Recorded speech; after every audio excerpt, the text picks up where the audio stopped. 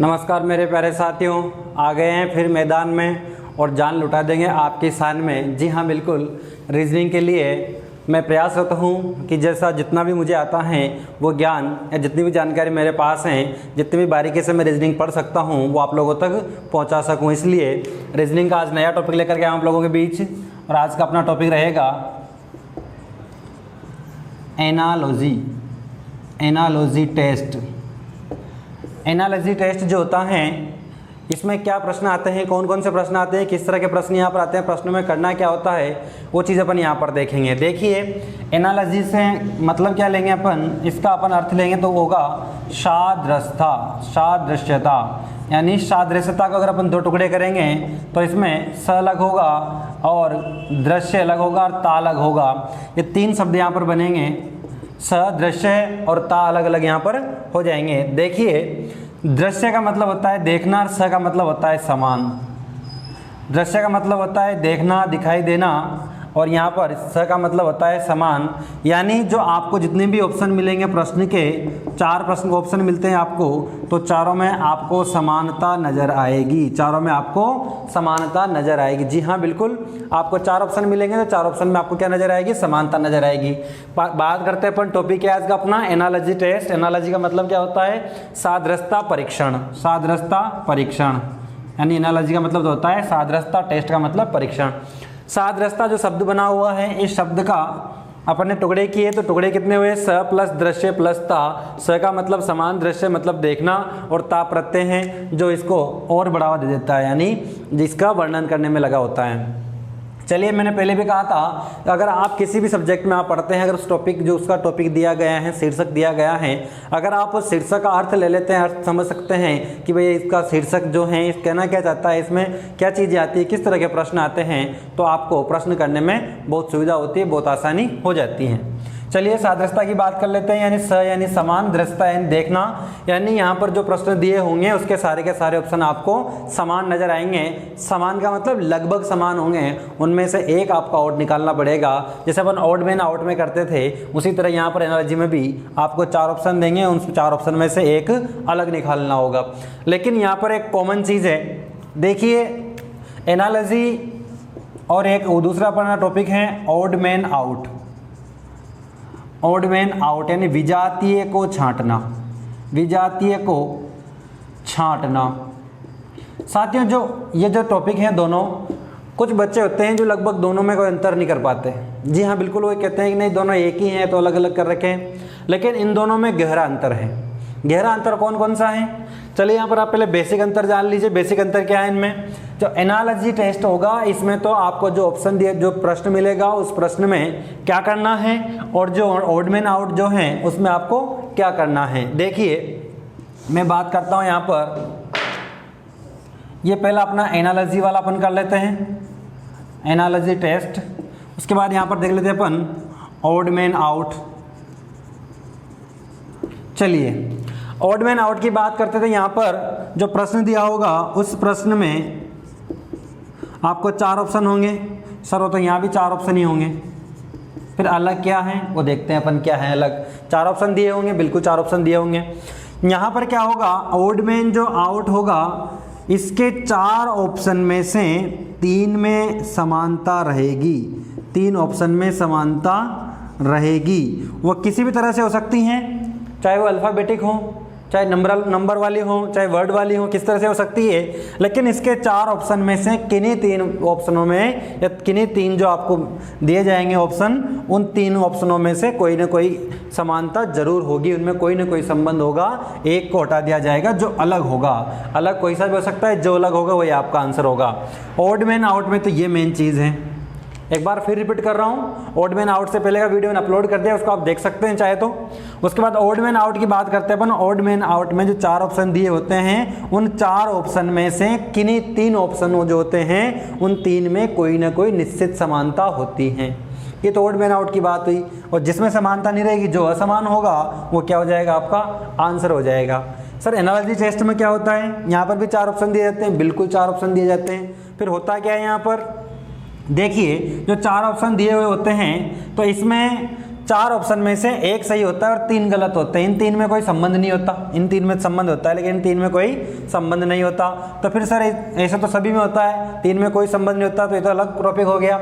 यहाँ पर इस तरह से दिया जाता है कि आपको अनुपात समानुपात वाली सीरीज यहाँ पर दी जाती हैं, अनुपात समानुपात वाली चीज़ यहाँ पर दी जाती हैं। जैसे मान लो कि यहाँ पर इसका अनुपात समानुपात दे दिया जाएगा, फिर ये आपको दिया हुआ होगा, ये दिया हुआ होगा, ये दिया होगा और ये आपको ज्ञात करना होगा, जो आपको कहाँ पर मिलेगा, इन 4 ऑप्शन में मिलेगा। या फिर ये भी दिया हुआ होगा तो ये ज्ञात करना होगा, वो कहाँ मिलेगा, इन 4 ऑप्शन में। या फिर ये दिया होगा और ये ज्ञात करना होगा तो ये भी कहाँ मिलेगा, इन 4 ऑप्शन में। और ये दिया हुआ होगा तो ये भी कहाँ मिलेगा, यहाँ पर मिलेगा। अनुपात समानुपात आप लोगों ने अब तक कहाँ पढ़े होंगे, अब तक गणित में ही पढ़े होंगे कि अनुपात समानुपात क्या होते हैं, अंत पदों का योग प्लस बाह्य पदों का, ऐसे करते हैं ना गुणन, सॉरी अंत पदों का गुणनफल या बाह्य पदों का गुणनफल, ऐसे करके आप निकाल लेते हैं। लेकिन जो आपका एनालिसिस जो टेस्ट है, जो रीजनिंग है, जो मेंटल एबिलिटी से आप बोलते हैं, यहाँ पर आपको शब्दों में भी अनुपात समानुपात मिलता है। जो अंग्रेजी के लेटर से अपने अल्फ़ाबेटिक जो हैं वहाँ पर भी आपको ये मिलते हैं, और जो आपकी गणित है वो भी आपको यहाँ पर मिलते हैं। तो अपन बात कर लेते हैं एनालिसिस में प्रश्न कितने प्रकार के आते हैं। जैसे अपन ने ओडमैन की बात करी थी पहले, शाब्दिक अर्थ तो आप लोगों को समझ में आ गया होगा। चलिए आगे देखते हैं कितने प्रकार के प्रश्न यहाँ पर आ सकते हैं, वो देखते हैं। जब भी बात की जाएगी तो एनालिसिस टेस्ट में जो प्रश्न आएंगे, एक तो आ सकते हैं पहले तो अंकीय, जिन्हें आप गणित के बोलते हो, ठीक है। अंकीय आ जाएंगे, जिसे अपन अनुपात समानुपात में आप देख लेते हैं, सोल्व करते हैं, बहुत अच्छे बच्चे हो, जानते हो आप सब। अंकीय के बाद दूसरा आगा वो वर्णमाला हो सकती है, क्या आ सकते हैं, वर्णमाला के आ सकते हैं। उसके बाद जो तीसरे आएंगे वो शब्दों के आ सकते हैं, और चौथे आएंगे वो मिश्रित भी हो सकते हैं, मिश्रित भी हो सकते हैं। देखिए बुक्स में जो कंटेंट दी गई हैं उससे कोई मतलब नहीं है अपन को, मतलब इस चीज़ से है कि अपन ने अब तक जो प्रश्न किए, अपन जो प्रश्न करेंगे क्या उनमें ये चीज़ देखने को मिलेगी। जी हाँ, इतने प्रकार हो सकते हैं। अगर कोई एक्स्ट्रा प्रश्न भी आता है तो अन्य प्रकार भी हो सकता है। तो कोई फिक्स प्रकार नहीं कि भाई यही प्रकार वहाँ पर आएंगे या इसी प्रकार के बाहर कोई प्रश्न नहीं आएगा। प्रश्न किसी भी तरह से आ सकता है। अपन को तो प्रश्न को सोल्व करने का वे जो है, तरीका जो है वो सीखना है कि प्रश्न को किस तरह से सोल्व करते हैं। चलिए अंकीय तो आप जानते हैं शुरू से, अल्फाबेट जिसमें आते हैं अनुपात समानुपात के हिसाब से। मैं वर्णमाला की बात कर लेता हूँ, शब्दों की बात कर लेता हूँ, मिश्रित की बात कर लेता हूँ, अन्य की बात कर लेता हूँ। चलिए देखते हैं अपन, एक साधारण उदाहरण देता हूँ मैं आप लोगों को छोटा सा।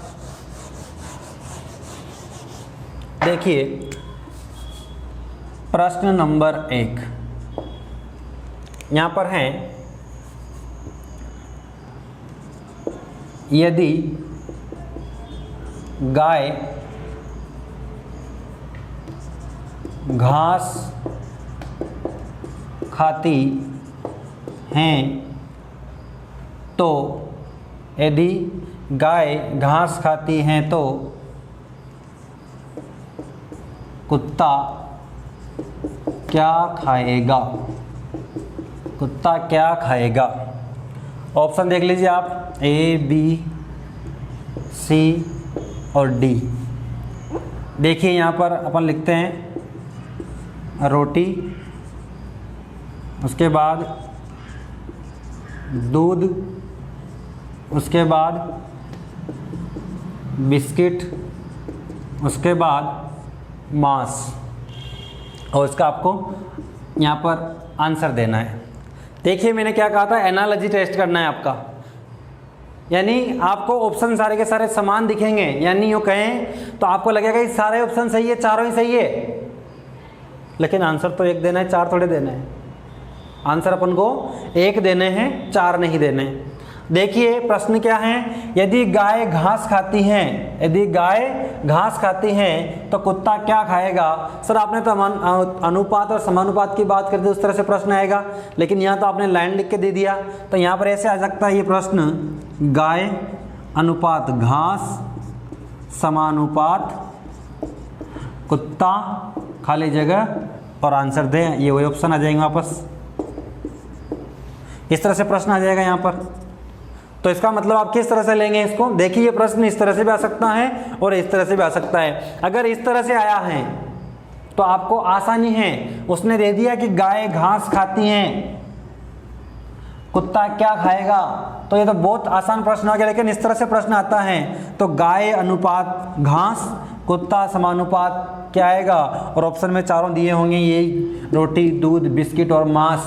तो फिर यहाँ पर क्या आ जाएगा,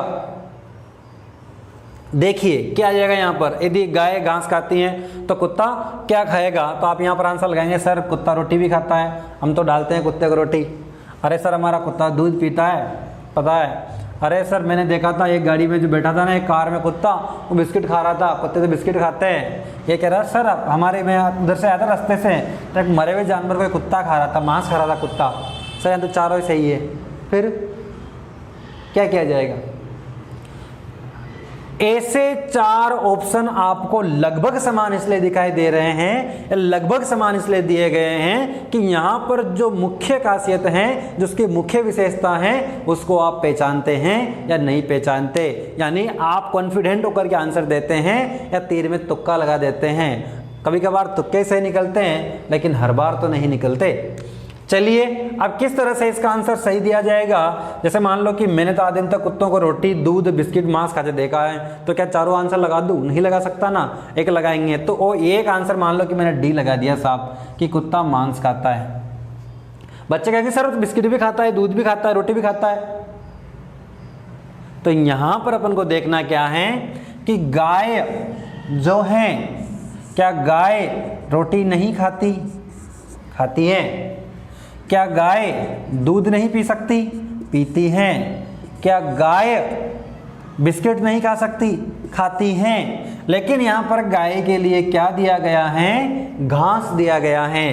यानी गाय का मुख्य भोजन क्या है? घास है। गाय का मुख्य भोजन क्या है? घास है। तो कुत्ता बिस्किट भी खाता है, रोटी भी खाता है, दूध भी खाता है, लेकिन कुत्ते का मुख्य भोजन क्या है? मांस है। कुत्ते का मुख्य भोजन मांस है। इसलिए यहाँ पर आंसर क्या आ जाएगा?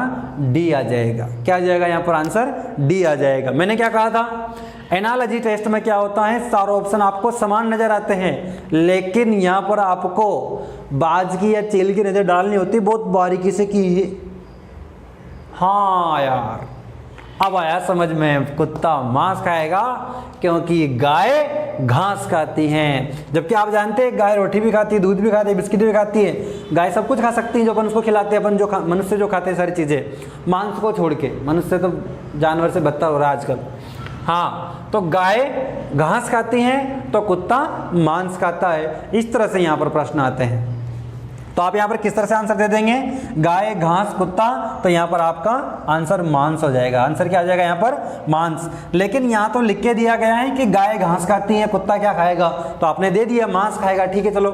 लेकिन यहाँ पर नहीं दिया गया, तो फिर क्या कर सकते हैं आप? जैसे मान लो कि यहाँ पर गाय की जगह बकरी आ सकता है, बकरी, घास, कुत्ता, क्या आ जाएगा फिर यहाँ पर बकरी, घास, कुत्ता, यहाँ पर क्या आ जाएगा? तो यहाँ पर आ सकता है, जैसे मान लो मैं ऑप्शन देखता हूँ यहाँ पर, शाकाहारी,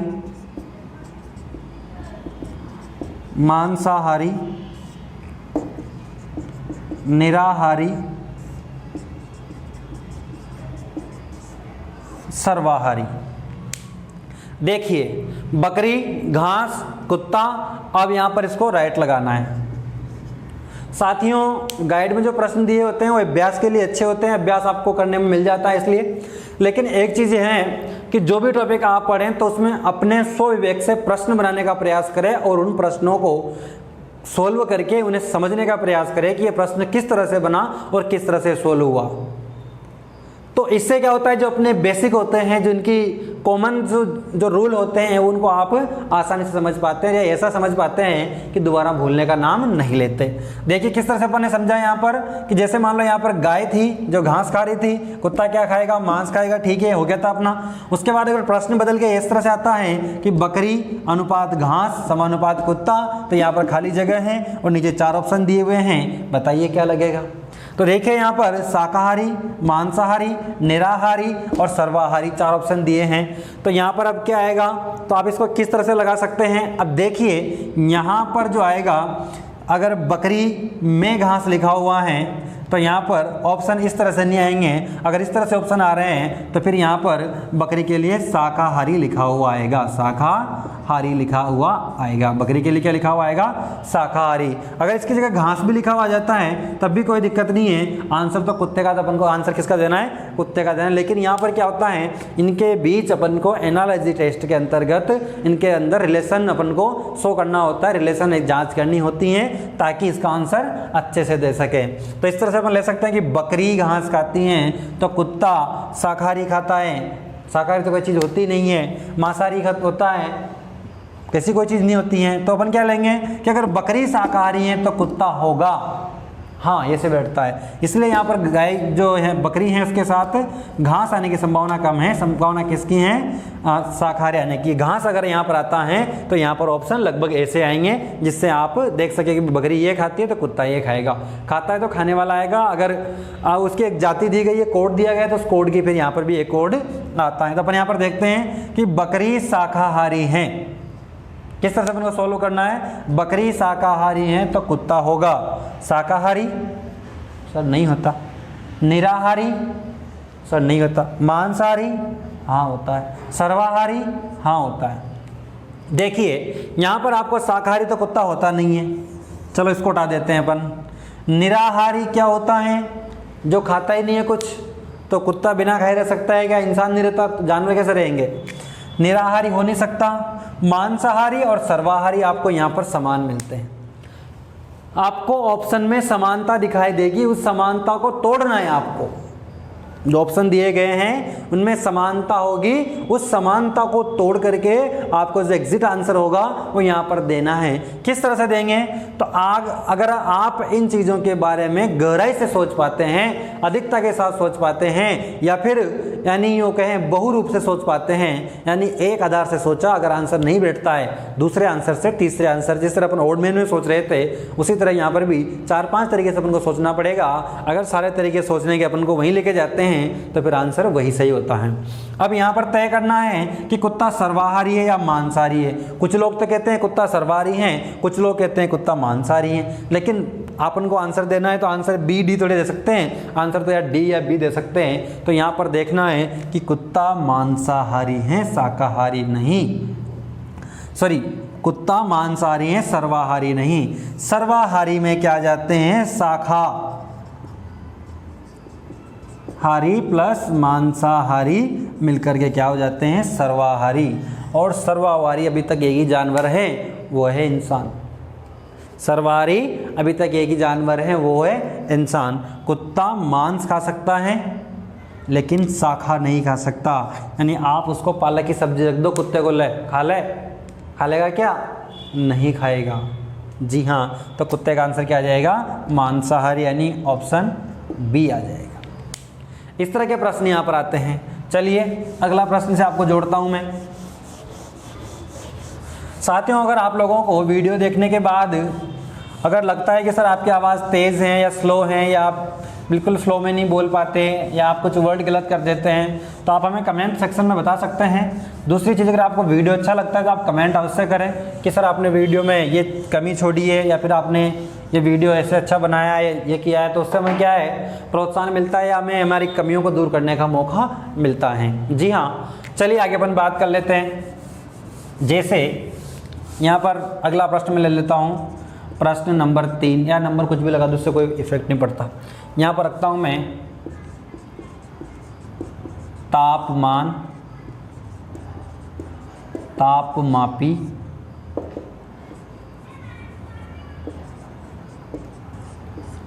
दूरी, और ये यहाँ पर मैं छोड़ देता हूँ, ऑप्शन देता हूँ मैं यहाँ पर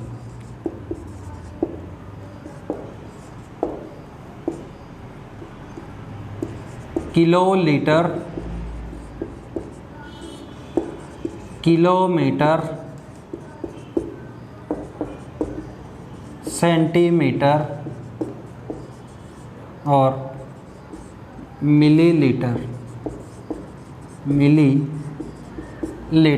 और यहाँ पर आपको इसका आंसर देना है। प्रश्न एक बार और देख लीजिए। तापमान अनुपात तापमापी, उसके बाद समानुपात दूरी, और अनुपात में यहाँ पर आपको ज्ञात करना है कि यहाँ पर क्या आएगा? और ऑप्शन आपको यहाँ पर दिए गए हैं। देखिए पहला है किलोलीटर, उसके बाद यहाँ पर किलोमीटर, उसके बाद सेंटीमीटर, उसके बाद मिलीलीटर। अब देखिए यहाँ पर आपको चारों समान दिखते हैं। अगर आपकी पेनी नज़र है, तीखी नज़र है, अगर आप देख पाते हैं, सोच पाते हैं, और आपको मात्रा कन्फर्म है, तो आपको तीनों में ये चार जो हैं आपन में कोई समानता नज़र नहीं आएगी। चारों की बहुत दूर दूर रास्ते हैं, इनके बहुत अलग अलग हैं ये। लेकिन अगर आप ज़्यादा नहीं सोच पाते हैं या फिर इनसे कभी वास्ता पड़ा नहीं है आप लोगों का, तो आपको टर टर टर टर, metre metre, litre litre metre, क्या सर समझ में नहीं आ रहा, लीटर लीटर, किलोमीटर सर समझ में नहीं आ रहा। देखिए यहाँ पर तापमान, तापमापी, दूरी। अब देखिए यहाँ पर जैसे मान लो कि यहाँ पर किलोमीटर नहीं होकर के यहाँ पर किलोग्राम होगा, सॉरी किलोग्राम, किलोग्राम। चलिए आगे देखते हैं। यहाँ पर देखिए तापमान, तापमापी से दूरी किससे मापी जाएगी? किलोलीटर तो क्या होता है, देखा नहीं सर हमने। किलोग्राम क्या होता है सर, मतलब केजी कहते हैं। मिलीलीटर क्या होता है, इसे एमएल कहते हैं। इसे तो जो ठोस पदार्थ होते हैं उसे किलोग्राम में मापते हैं, जो द्रव होते हैं उसे मिलीलीटर में मापते हैं, एमएल में मापते हैं, लीटर में मापते हैं। उसके बाद जो सेंटीमीटर जो हैं ये किसका मात्रक है? दूरी का मात्रक है। किसका मात्रक है? दूरी का। जैसे अपन छोटे बच्चे नापते हैं ना, 5 semi, 6 semi, 4 semi, 12 semi, 20 semi, 30 semi का 1 फीट होता है और 12 इंच का 1 फीट होता है। ये चीज़ यहाँ पर है। तो इस तरह से यहाँ पर प्रश्न आते हैं। चलिए मैं आपको और प्रश्नों से वास्ता करवा देता हूँ। जो हैं वो हैं महासागर, तालाब, उसके बाद किलोमीटर, खाली जगह, उसके बाद 4 ऑप्शन आपको दिए गए हैं और वो निकालना है कि यहाँ पर इसका आंसर क्या होगा। तो देखिए अब यहाँ पर वो लिख के नहीं दिया गया है कि भाई महासागर का जो संबंध तालाब से है जो किलोमीटर का किससे होगा, लेकिन आपको समझना पड़ेगा यहाँ पर अनुपात समानुपात के रूप में दिया गया है। तो देखिए महासागर का जो संबंध तालाब से है वो किलोमीटर का संबंध किससे होगा? पहले तो आप देखें महासागर में क्या होता है? जल। तालाब में भी क्या होता है? जल। ठीक है, उसके बाद किलोमीटर में भी क्या होता है और इसमें भी क्या होगा वो अपन देखेंगे। यहाँ पर सेंटीमीटर जो दिया गया है, डेसीमीटर जो दिया गया है, उसके बाद मिलीमीटर जो दिया गया है, उसके बाद मीटर जो दिया गया है। तो यहाँ पर समझ में नहीं आ रहा कि किस तरह से इसको सोल्व किया जाए, लेकिन हाँ इस तरह से अपन समझ सकते हैं कि महासागर का लघु रूप तालाब है, या फिर यूँ कहें कि महासागर में भी जल होता है, इसमें भी जल होता है। ठीक है, दोनों में जल होता है, लेकिन ये जल का सबसे छोटा रूप हो सकता है, यानी महासागर का सबसे छोटा रूप क्या होगा? तालाब होगा। तो किलोमीटर क्या है? दूरी का मात्रक है। तो दूरी मापने का सबसे छोटा मीटर क्या होगा? सबसे छोटा मात्रक क्या होगा? देखिए महासागर बहुत बड़ा होता है जबकि तालाब बहुत छोटा हो सकता है। तालाब बिल्कुल छोटा भी हो सकता है और महासागर बहुत बड़ा होता है। तो किलोमीटर तो बहुत बड़ा होता है, तो किलोमीटर के हिसाब से देखा जाए तो किलोमीटर को अगर महासागर मानते हैं, यानी महासागर के बराबर किलोमीटर को मानते हैं, तो फिर तालाब के बराबर छोटा क्या होगा?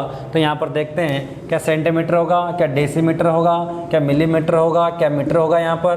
तो साथियों यहाँ पर मिलीमीटर होगा, क्योंकि एमएम से छोटी कोई भी इकाई नहीं होती। एमएम से छोटी कोई भी इकाई, दूरी का मात्रक जो है, दूरी मापने की एमएम से छोटी कोई भी इकाई नहीं होती। तो ये कह सकते हैं दूरी की सबसे छोटी इकाई क्या होगी यहाँ पर? MM, millimetre. इसका आंसर क्या हो जाएगा? सी। आगे देखते हैं, अगला प्रश्न है प्रश्न नंबर 2। अक्षर, शब्द, वाक्य, खाली जगह, उसके बाद 4 ऑप्शन दिए गए हैं। शब्द लिखे हुए हैं, पैराग्राफ लिखा हुआ है, अक्षर लिखा हुआ है और वाक्यांश लिखा हुआ है। देखिए यहाँ पर आना क्या है वो अपन देखते हैं यहाँ से। अक्षर, शब्द, वाक्य। अच्छा, कुछ बच्चे ने कमेंट किया था किसी ने कि सर आप जिस प्रश्न को सोल्व कर लो उसको हटा दिया करो, हमें बाकी को देखने में दिक्कत आती है। चलो हटा देता हूँ मैं इसको। ये लो साहब, हटा दिया। अब आपको देखने में दिक्कत नहीं आएगी। प्रश्न नंबर 2, अक्षर, शब्द, वाक्य, उसके बाद जो दिया गया है यहाँ पर क्या आएगा? 4 ऑप्शन दिए गए हैं। पढ़ क्या रहे अपन? एनालॉजी यानी सादृश्यता। 4 ऑप्शन अपन को समान दिखेंगे, लेकिन एक तो अलग छांटना पड़ेगा जिसको अपन आंसर बना सके। देखिए छांटते हैं क्या है। अक्षर, शब्द, वाक्य। अब इनके मध्य सर ने कहा था 4 ऑप्शन दिए होंगे, उन 4 ऑप्शन में से किन्हीं 2 के मध्य संबंध होगा, किन्हीं दो के मध्य जो इसका संबंध इससे है या इसका संबंध इससे है, वो इसका संबंध इससे, इसका इससे निकालना होगा।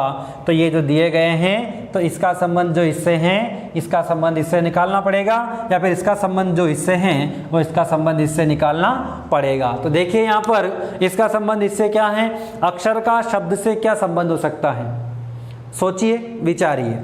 अक्षर का शब्द से क्या संबंध हो सकता है, तो अपन हिंदी पढ़ते हैं और हिंदी में क्या आता है, अक्षर भाषा की सबसे छोटी इकाई है, भाषा की सबसे छोटी इकाई है जिसका स्वतंत्र रूप से उच्चारण किया जा सकता है, जिसका स्वतंत्र रूप से उच्चारण किया जा सकता है। अक्षर और अक्षरों के सार्थक समूह को, अक्षरों के सार्थक समूह को शब्द कहते हैं। साथियों, बहुत से टीचर्स जल्दबाजी में बोल देते हैं और बच्चे उसे ध्यान धर लेते हैं, या कुछ बच्चे उसको याद कर लेते हैं कि अक्षरों के समूह को शब्द कहते हैं। जी नहीं, अक्षरों के समूह को शब्द नहीं कह सकते, अक्षरों की सार्थक समूह को शब्द कहा जाएगा।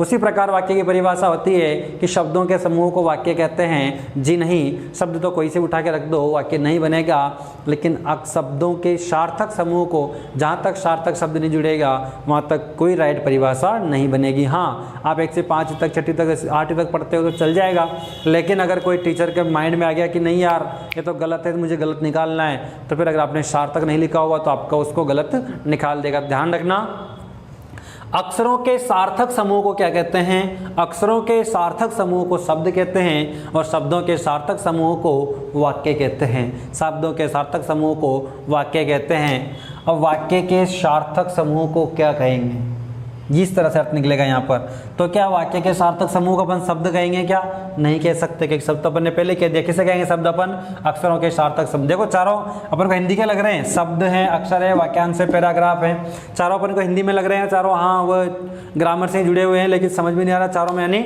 आपको समानता दिख रही है, लेकिन इनमें समानता होते हुए अलग क्या है वो अपन को देखना है। देखिए, अक्षरों के सार्थक समूह को शब्द कहते तो ये पहला आएगा ही नहीं, ठीक है। उसके बाद जो अक्षर हैं, यानी भाषा की सबसे छोटी इकाई जिसका स्वतंत्र रूप से उच्चारण किया जा सकता है, वो अक्षर कहलाते, तो ये भी नहीं आएगा। बचे अपने पास 2 ऑप्शन, पैराग्राफ और वाक्यांश। तो पैराग्राफ तो किसे कहते हैं और वाक्यांश किसे कहते हैं। देखिए, एक तो होता है वाक्यांश और एक होता है गद्यांश।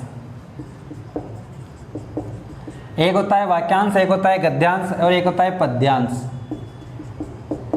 पद्य यानी जो कविता का जो भाग होता है, पोइट्री जो होती है, पोइट्री सेक्शन जो होता है उसका एक पार्ट जो होता है, पोइट्री सेक्शन का एक पार्ट कहलाता है पद्यांश, ठीक है। लेकिन जो प्रोज सेक्शन होता है उस प्रोज सेक्शन का एक पार्ट कहलाता है गद्यांश, और इस गद्यांश को यानी प्रोज सेक्शन के पार्ट को अपन क्या बोलते हैं, अंग्रेजी में पैराग्राफ बोलते हैं। पैराग्राफ यानी गद्यांश होता है, ठीक है। तो देखिए, जब अक्षरों से बहुत सारे सार्थक अक्षरों यानी बहुत सारे अक्षरों से मिलकर कोई सार्थक शब्द बनता है, यानी अक्षरों का सार्थक समूह, यानी अक्षरों का ऐसा समूह जिसका कोई अर्थ निकलता हो, उसे क्या कहते हैं अपन, शब्द कहते हैं। उसी प्रकार वाक्यों का एक ऐसा समूह जिसका कोई अर्थ निकलता हो, जिसका कोई मीनिंग हो या उसमें कोई बात कही गई हो, तो उसे अपन क्या कहेंगे, वाक्यांश नहीं कह करके उसे अपन क्या कहेंगे, गद्यांश कहेंगे। गद्यांश उसको अपन कहेंगे, क्या कहेंगे, गद्यांश कहेंगे। फिर सर वाक्यांश किसे कहेंगे बताइए पहले, वाक्यांश किसे कहेंगे। वाक्यांश को देखिए, आप तोड़कर देखिए, वाक्य धन अंश, यानी कोई वाक्य दिया गया है, उस वाक्य का अंश का मतलब होता है हिस्सा। अंश का मतलब होता है हिस्सा, अंश यानी हिस्सा, हिस्सा यानी भाग, यानी किसी वाक्य का जो भाग है उसे बोलते हैं अपन वाक्यांश। क्या बोलते हैं उसको, वाक्यांश।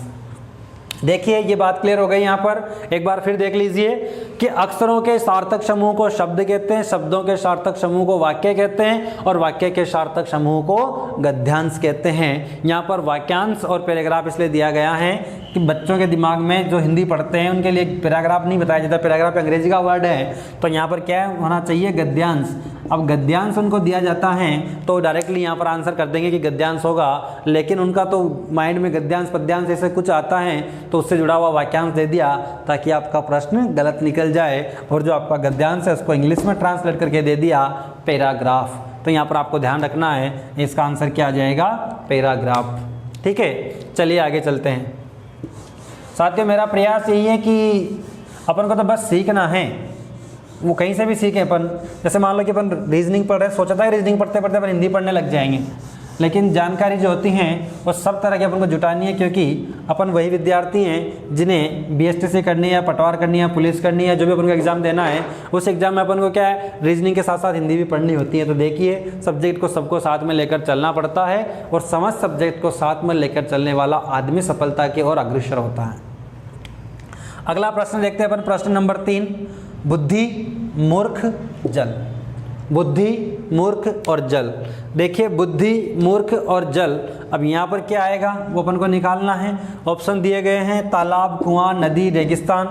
तालाब, कुआं, नदी, रेगिस्तान किस तरह से करना है। अब बुद्धि का जो संबंध मूर्ख से है वो जल का संबंध किससे होगा। मैंने क्या कहा था, इसका संबंध जो इससे है या इसका संबंध जो इससे है, इसका संबंध इससे होगा, इसका संबंध इससे होगा। ये चीज़ यहाँ पर कॉमन है।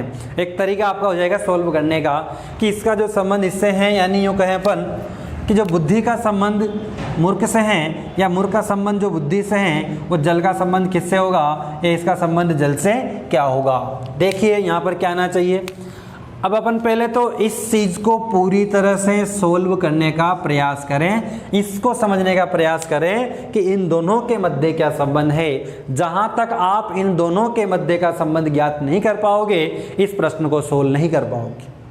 पहले अपन इसको बेसिकली समझ लेते हैं। जितनी तरह से आप सोच सकते हैं, 2 तरह से, 3 तरह से, 4 तरह से, 5 तरह से, उतनी तरह से आप सोचिए। सोचने के बाद इनके मध्य जो आपको कॉमन संबंध लगता है कि हाँ यार अपन बार बार सोचने के बाद भी यही चीज़ सामने आ रही है या ये वास्तविकता हो सकती हैं, तो फिर वही चीज़ आपको यहाँ पर सर्च करनी है, ढूंढनी है, मिल जाएगी। तो देखिए बुद्धि का मूर्ख से दूर दूर तक कोई वास्ता नहीं होता। अगर मेरे अंदर बुद्धि है तो मैं मूर्ख नहीं हूँ, और अगर मैं मूर्ख हूँ तो बुद्धि कतई नहीं है। सोचने वाली बात है कि अगर मैं बुद्धिमान हूँ या मेरे अंदर बुद्धि है तो फिर मैं मूर्ख नहीं हूँ, अगर मैं मूर्ख हूँ तो मेरे अंदर बुद्धि नहीं है। देखिए यानी यूँ कह सकते हैं कि जिसके अंदर बुद्धि होती है वो मूर्ख नहीं होता, जो मूर्ख होता है उसके अंदर बुद्धि नहीं होती। यानी मूर्ख का बुद्धि से कोई संबंध नहीं है। कोई संबंध का मतलब मूर्ख के अंदर बुद्धि नहीं होती या मूर्ख में ढूंढने से भी बुद्धि नहीं मिलती। ठीक है, इस तरह देख सकते हैं अपन इसको। यानी बुद्धि जिसके अंदर नहीं होती से क्या बोलते हैं, मूर्ख बोलते हैं। और जिसके जहाँ पर जल नहीं होता उसे अपन क्या बोलते हैं वो अपन देखेंगे किस तरह से देखते हैं जल होता है। अब मूर्ख की बात करते हैं। मूर्ख का बुद्धि से कोई संबंध नहीं है, यानी मूर्ख के अंदर बुद्धि नहीं होती।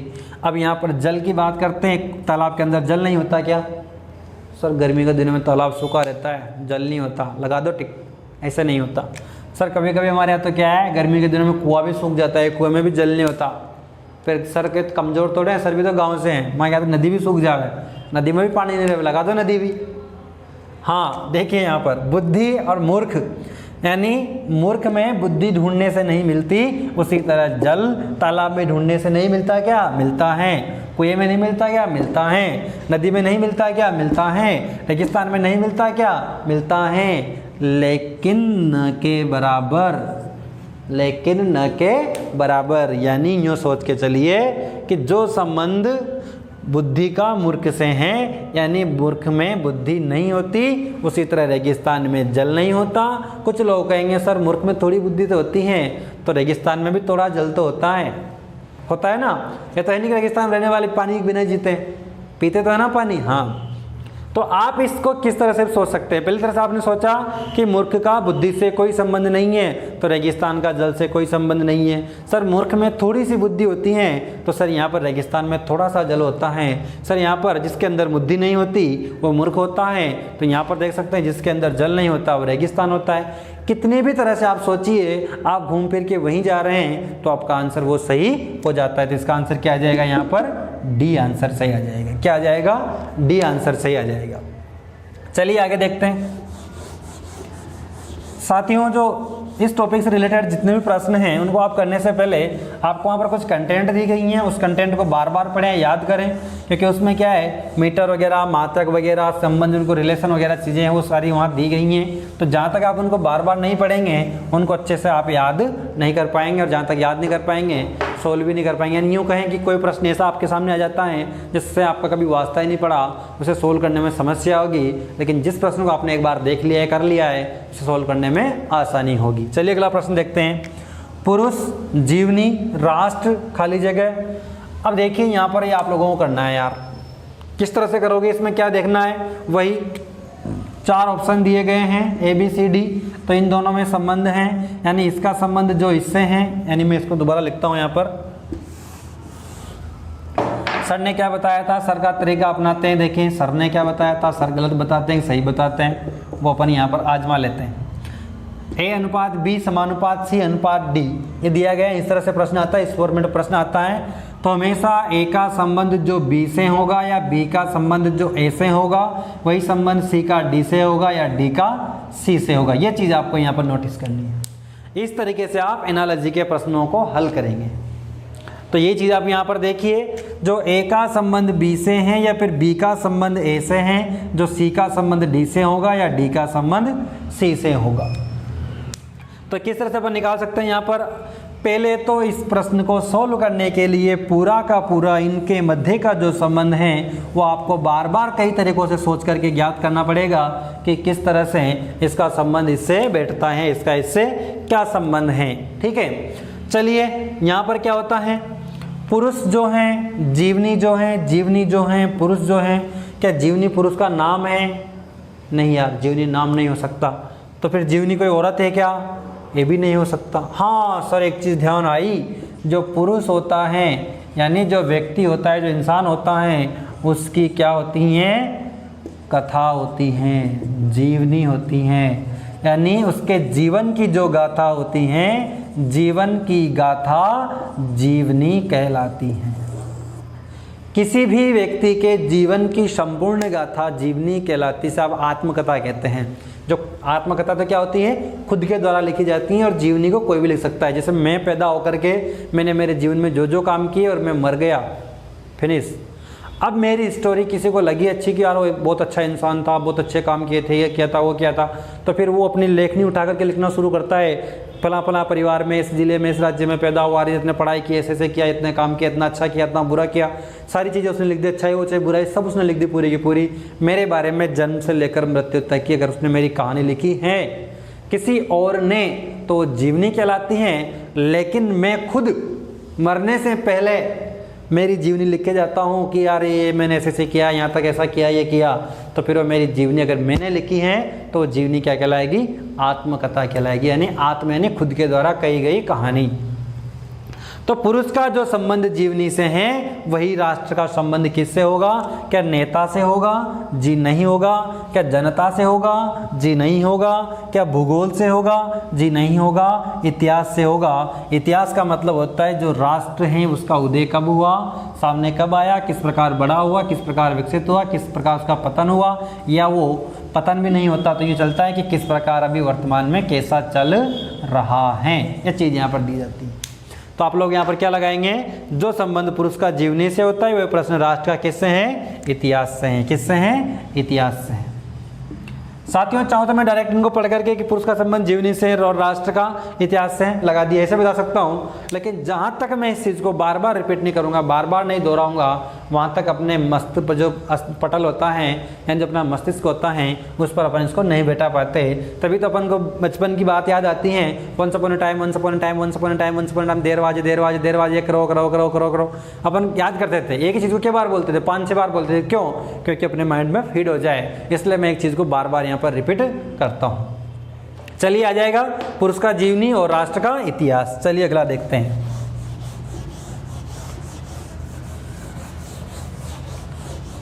लास्ट प्रश्न है हिंदी वाले का तो ये, यानी शब्दों वाले का, तो फिर अपन अंकों का देखेंगे, अल्फ़ाबेटिक का देखेंगे। फल, आम, स्तनधारी, और यहाँ पर ये दिया गया है।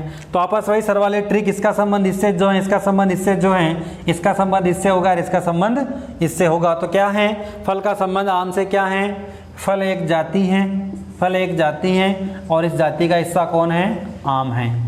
ठीक है, फल एक जाति है और इस जाति का हिस्सा क्या है, आम, या आम की जाति क्या है, फल है। ठीक है, उसी प्रकार स्तनधारी भी एक जाति है, स्तनधारी भी क्या है, एक जाति है और इस जाति का हिस्सा क्या होगा, इस जाति का जो हिस्सा है उसकी जाति ये होनी चाहिए। अगर अपन बात करते हैं ब्लू व्हेल की, झींगा मछली की, सांप की, या कोई नहीं की, इसकी तो कोई जाति होगी ही नहीं। ठीक है, तो अगर तीनों नहीं है तो ये देना है आपको आंसर, लेकिन अगर इन तीनों में से भी आपको मिल जाता है तो फिर वो ट्राई करते हैं अपन।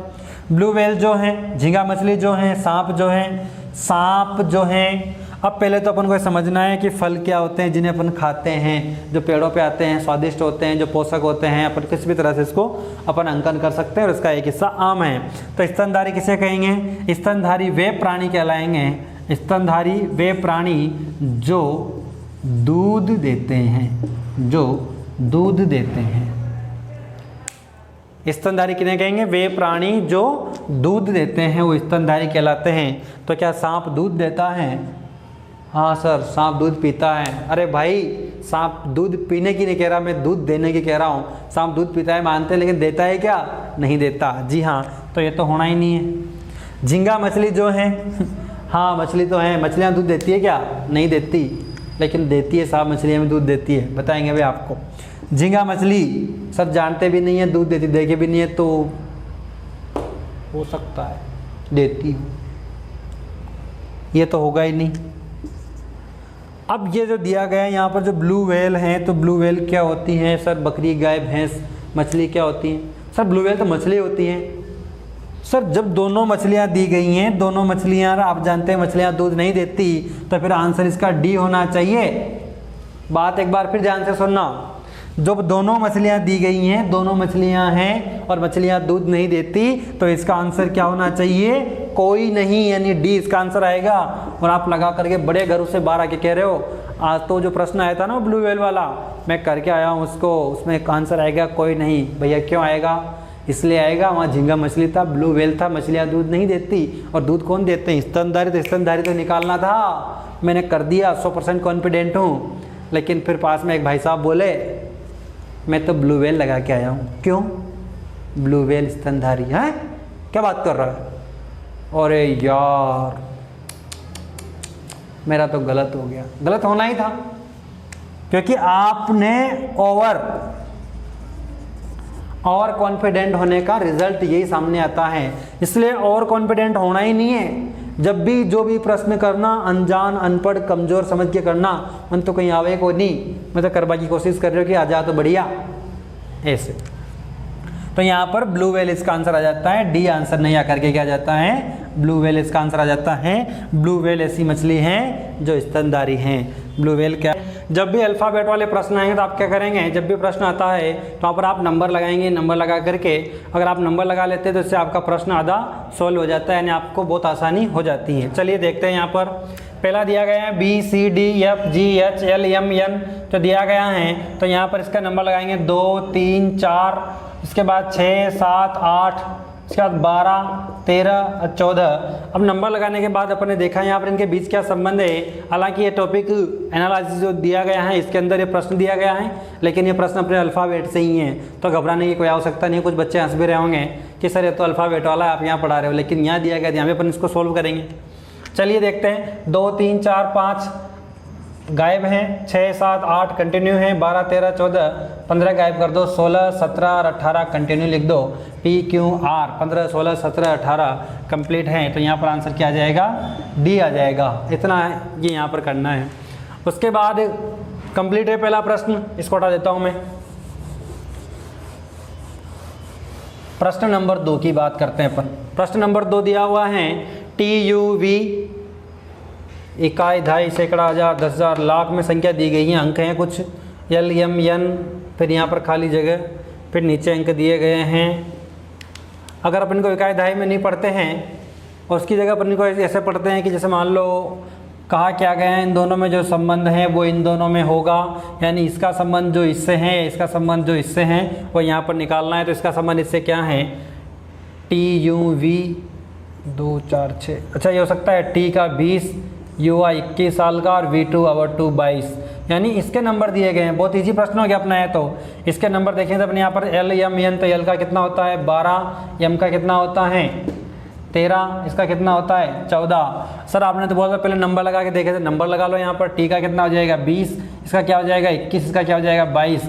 ये तो आपको लिखा हुआ मिल गया यहाँ पे कंप्लीट। तो इसके नंबर लगाने हैं आपको। तो 12 13 14 कहाँ पर मिलेंगे आपको? 12 13 14, ये तो नहीं है, ये भी नहीं, ये नहीं है, ये रे 12 13 14। इसका आंसर क्या आ जाएगा? डी आ जाएगा। हो गया इजी। तो नंबर लगाने से बेनिफिट अपन को होता है यहाँ पर। ठीक है, इसको देख दोबारा देख लें। पहले नंबर लगाएंगे तो इसके जो नंबर हैं वो यहाँ पर दिया हुआ है, तो इसके नंबर आप यहाँ पर लिख देंगे, यानी ये इसका आंसर हो जाएगा। अगर कुछ बच्चे कहे सर आपने फटाफट मिटा दिया तो उनके लिए। अगर आपको ये जो अल्फ़ाबेटिक वाले हैं अगर इनको समझने में दिक्कत आ रही है, इसका भी एक वीडियो पहले डला हुआ है अल्फ़ाबेट के नाम से, आप उस वीडियो को देख लें तो आपको समझने में आसानी रहेगी। चलिए आगे देखते हैं इसको। यहाँ पर लिखा हुआ है IJK करके लिखा हुआ है, IJK PQO, उसके बाद खाली जगह LMN। अब करना क्या है, सर ने क्या कहा था, नंबर लगाएंगे, बिल्कुल नंबर लगाओ पहले। I का मतलब 9, J का मतलब 10, K का मतलब 11, L का मतलब 12। 9, 10, 11, 12, R यानी 18, 17, उसके बाद 16 और उसके बाद 15। उसके बाद यहाँ खाली जगह है, यहाँ पर समानुपात होगा, जो शायद मिट गया या लगा नहीं पाए होंगे, यहाँ पर समानुपात है। अब यहाँ पर जो है इसका लगाते हैं 14, 13, 12 और 11। अब हो क्या रहा है यहाँ पर देखिए, इन दोनों के मध्य जो संबंध होगा वो इन दोनों के मध्य होगा। इन दोनों के मध्य आप क्या संबंध देख पा रहे हैं, तो देखिए यहाँ पर संबंध जो दिख रहा है आपको 12, 6, 18, तो 6 का अंतर है दोनों के बीच। यहाँ पर देखिए दोनों के अंदर 11 और 17, 6 का अंतर है यहाँ पर। 10 और 6, 16, 6 का अंतर है यहाँ पर। और 9 और 6, 15, 6 का अंतर है यहाँ पर। यानी इन लेटरों के बीच में किस किस का अंतर है, 6 का अंतर है। तो क्या अपन यहाँ पर 6 का अंतर लगा लेंगे, 14, और इससे अपन 6 कम करेंगे तो क्या आ जाएगा यहाँ पर जो आना चाहिए। जैसे मान लो कि 14 में से 6 कम करेंगे तो कितना आ जाएगा, 8 और 6, 14, तो 8 का कितना होता है, एच यहाँ पर आना चाहिए। जब भी तो 8 प्लस ये 6 और 14 हो जाएगा। तो यहाँ पर देखिए कि यहाँ पर एच ऑप्शन में दिया गया है, कहीं भी इसमें पीछे एच है क्या, पीछे एच नहीं है, मतलब यहाँ पर एच नहीं आएगा। तो फिर किस तरह से अपन इसको करेंगे, यहाँ पर देखिए आगे अपन बढ़ते हैं। तो अपना ये फॉर्मूला कामयाब नहीं हुआ, तो मैंने क्या कहा, जब भी अपना कोई फॉर्मूला काम नहीं होता है, काम नहीं करता है, तो दूसरे तरीके से यानी एक तरीके से अपना प्रश्न सोल्व नहीं हो रहा तो दूसरे तरीके से सोचना शुरू करते हैं, हो सकता है उस तरह से अपन इसका आंसर आ जाए। अपन एक कॉमन चीज़ देखते हैं यहाँ पर, क्या क्या कॉमन आ रहा है यहाँ पर। हाँ, एक चीज़ कॉमन देखने को मिलती है आपको, 9 और 18 कितने होते हैं, 27। 10 और 17 कितने हो रहे हैं, 27। 11 और 16 कितने हो रहे हैं, 27। और 12 और 15 कितने हो रहे हैं, 27। यानी पहले और पहले को जोड़ा गया तो 27, दूसरे को जोड़ा गया 27, तीसरे को जोड़ा गया 27, और चौथे को जोड़ा गया तो 27। इसी तरह से अपन यहाँ पर अगर लिख के देखते हैं तो क्या 27 होता है।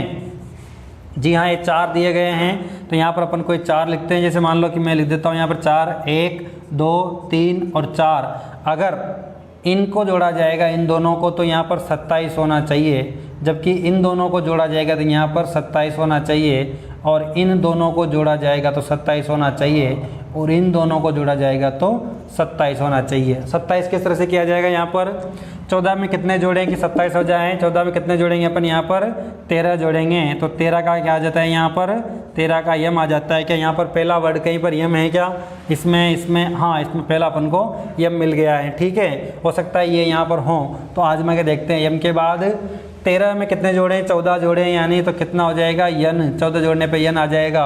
उसके बाद यल 12 में कितना जोड़े, 15, 15 का मतलब ओ जोड़ें, उसका मतलब 11 में क्या जोड़ें, 16, 16 मतलब P, M N O P. जी हाँ, यम एन ओ पी, तो क्या आंसर आ जाएगा, सी आपका आंसर यहाँ पर आ जाता है। इस तरह से इसको आपको देखना है, इन दोनों में जो संबंध है वो इन दोनों में आ जाएगा। टॉपिक तो एनालिसिस चल रहा है, लेकिन ये प्रश्न कहाँ से, अल्फ़ाबेट से।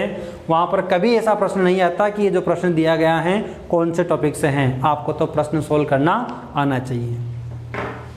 चलिए, इसका आंसर सी हो गया, हटा देते हैं इसको। अगला प्रश्न देखते हैं अपन। अगला प्रश्न दिया गया है ए बी सी, उसके बाद एल एम एन और खाली जगह दिया गया है। अब इसमें क्या है, ये मिश्रित में दिया गया, अल्फ़ाबेट भी साथ में है और जो काउंटिंग वाले हैं नंबर सिस्टम जो है वो भी साथ में दिया गया है। तो किस तरह से अपन सोल्व करेंगे इसको, तो यहाँ पर देखा ए बी सी का 6 आ रहा है, एल एम एन का क्या आएगा, तो वही सर ने कहा इसका संबंध जो इससे है, इसका संबंध जो इससे है, वही संबंध इसका इससे होगा और इसका इससे होगा। तो किस तरह से यहाँ पर देखते हैं, ये पहले नंबर लगाएंगे। सर ने बोला था 1 2 3 नंबर लगाया, और यहाँ पर हैं 6, तो इनमें अपन क्या देख पा रहे हैं, 1 2 3 4 5 6, 2 का अंतर यहाँ पर मिल रहा है अपन को। क्या मिल रहा है यहाँ पर, 2 का अंतर मिल रहा है। तो क्या अपन यहाँ पर जैसे मान लो इसका लगाते हैं 12 13 और 14, तो 15 2 का अंतर छोड़ेंगे अपन, 15 और 16 कि यहाँ पर 17 अपन को मिलेगा क्या, तो यहाँ पर 17 ऑप्शन में है क्या, कहीं पे 17 ऑप्शन में नहीं है, तो अपनी ये ट्रिक काम नहीं करी। तो फिर अपन ने क्या कहा, जब एक तरह से दिमाग सोचना बंद करता है दूसरी तरह से सोचना अपन शुरू कर देंगे। तो 1 2 मिलके 3 और 3 3 करके 6, यानी 1 2 और 3 मिला के इनका योग क्या हो जाता है, 6 हो जाता है। तो यहाँ कितना है, 12 13 और 14, यानी 12 13 और 14 इनका योग कितना होता है, जोड़ लीजिए, 3 और 2 5 और 4 9 और 3 39। क्या कहीं ऑप्शन में 39 है क्या, देखते हैं, हाँ ऑप्शन में 39 है, बी। तो आंसर क्या आ जाएगा, बी इसका आंसर आ जाएगा। जी हाँ, बिल्कुल एक तरह से माइंड काम नहीं करता तो घबराए नहीं, हार नहीं माने, अरे तो है नहीं, आएगा, अगर अपन ने मेहनत की है तो आएगा। चलिए इसको हटा देते हैं, लास्ट प्रश्न देखते हैं अपन। इसमें दिया गया है लॉस प्रॉफिट, और यहाँ तो देखिए जो 4 दिए होते हैं अनुपात समानुपात 1 2 3 और 4, तो 3 दे करके 1 ज्ञात किया जाता है, लेकिन यहाँ पर तो 2 ही दे रखे हैं और 2 ज्ञात करने हैं, तो कोई बात नहीं, अपन कमज़ोर थोड़े ना है, 2 दिए तो 2 पर अपनी मर्जी से लगा देंगे। देखते हैं कौन कौन से हैं, लॉस और प्रॉफिट। अब सर ने क्या कहा, जो संबंध लॉस का प्रॉफिट से हैं या प्रॉफिट का जो लॉस से हैं वही संबंध इसका इससे होगा, इसका इससे होगा। देखिए एक बार फिर समझ लीजिए, जो संबंध लॉस का प्रॉफिट से हैं या प्रॉफिट का जो लॉस से हैं वही संबंध इसका इससे होगा और इसका इससे होगा। तो यहाँ पर आपको 4 ऑप्शन दिए गए, ऐसा कुछ दिख रहा है क्या जिनमें समान संबंध हो, तो समान संबंध क्या हो सकता है, देखते हैं, फेलियर और सक्सेस, उसके बाद चाइल्ड, ओल्ड, बस, ट्रक, फॉरेस्ट, गन। समझ में नहीं आ रहा सर क्या है, तो समझ में तब आएगा ना जब अपन ने क्या कह रखा है कि ऑप्शन में जब अनुपात समानुपात की बात दी जाती है तो पहले 2 पदों में संबंध कंफर्म कीजिए कि इनमें संबंध क्या हैं, लॉस अनुपात प्रॉफिट, जो प्रॉफिट है इसमें इन दोनों में क्या संबंध है, इसमें संबंध इतना सा मैं देख पा रहा हूँ जो मेरे सामने, वो ये है कि या तो अपन को लॉस होता है या फिर अपन को प्रॉफिट होता है, दोनों एक साथ कभी नहीं होते। आया समझ में, या तो अपन को लॉस होता है या फिर अपन को प्रॉफिट होता है, दोनों एक साथ कभी भी नहीं होते। बहुत से टॉपिक पढ़ते हैं अपन, लाभ और हानि, लाभ और हानि, लाभ और हानि नहीं होता, लाभ या हानि होता है, लाभ या हानि। जब आप इसका समास विग्रह करेंगे हिंदी में तो वहाँ पर और या में और आते हैं, और लोप हैं द्वंद्व में, ठीक है, द्वंद्व तो आप बिठा लोगे यहाँ पर, लेकिन या यहाँ पर जो ऑप्शन में और होगा वो ऑप्शन गलत होगा, जिसमें या होगा वो सही माना जाएगा। ध्यान रखना, जो चीज़ें एक साथ नहीं हो सकती उनके बीच और नहीं आता, जो एक साथ मौजूद हो सकती हैं, राम और श्याम खड़े हैं, दोनों साथ खड़े हैं तो ठीक है, लेकिन मैं कहूँ मैं कि दिन और रात एक साथ नहीं हो सकते, दिन या रात ऐसे होता है यहाँ पर। तो लॉस या प्रॉफिट जो है तो इसका अपोजिट क्या होगा, या तो व्यक्ति फेलियर हो सकता है, या तो फेल हो सकता है, या फिर सक्सेस प्राप्त कर सकता है, या तो असफलता मिलती है हाथ, या फिर उसको सफलता मिलती है। तो यहाँ पर ये सारी चीज़ें ढूंढने के बाद अपन क्या करेंगे, इसका आंसर पहला लगा देंगे ए, यानी या तो व्यक्ति को लाभ होता है या नुकसान होता है। उसी तरह या तो आदमी फेल होता है या फिर सफल होता है, या तो असफल होता है या फिर सफल होता है, यानी फेलियर होता है या फिर सक्सेस होता है। चलिए साथियों, इस वीडियो में आज के लिए इतना ही, मिलते हैं अगले वीडियो में। आप लोगों ने आखिर तक वीडियो देखा इसलिए आपका बहुत बहुत धन्यवाद। अच्छा लगा हो तो वीडियो को लाइक करें, शेयर करें, उन बच्चों तक अवश्य पहुंचाएं जिनको इसकी आवश्यकता है, और आपके अपने चैनल इजू हब कोटा को आप सब्सक्राइब अवश्य कर लें ताकि आने वाले वीडियोज़ की अपडेट आपको मिलती रहेगी। आप लोगों का बहुत बहुत धन्यवाद, थैंक यू।